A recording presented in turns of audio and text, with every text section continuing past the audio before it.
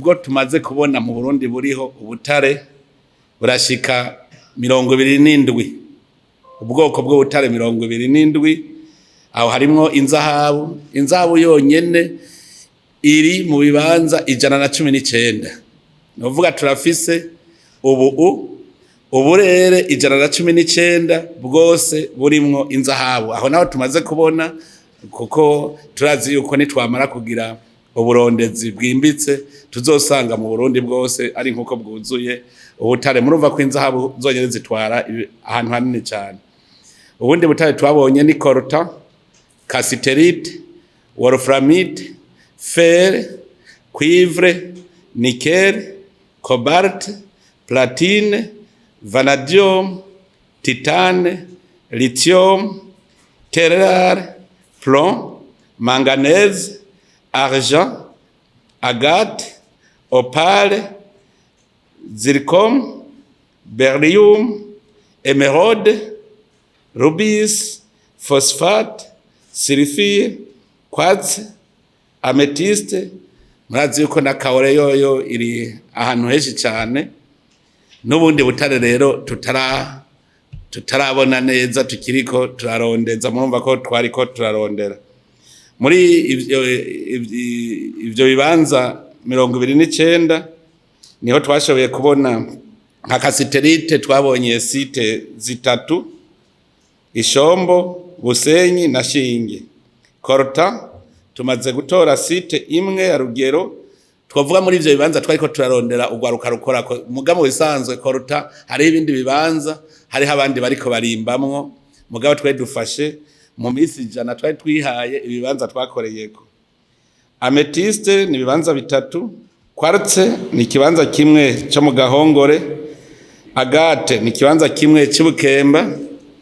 Hanyuma ubundi butare twashoboye kubona buri ko yandi masita 16 ni cassiterite twayibonye ku bibanza 5, coltan twayibonye ku bibanza 6, wolfram iri kuri site imwe, amethyste ni site 2, quartz ni 3. Ibi ni bibanza tutarashobora kwimbako. Ibi navuze ubwa mbere naho ni ivyo twatanguye kwimba.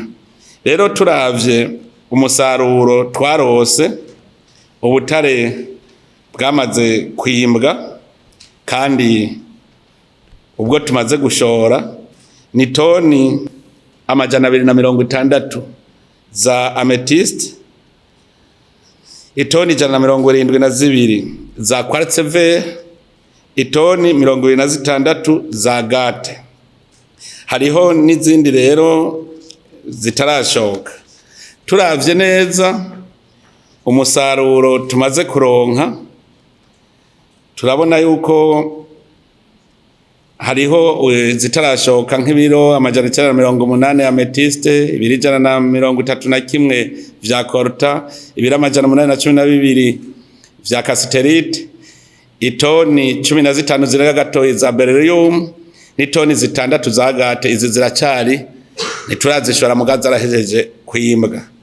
Ubu rero mu bisanzwe turiko turaraba ubutare tumaze gushora burababa imiliyoni 6 n'ibihumbi 834 vy'amadolari y'abanyamerika.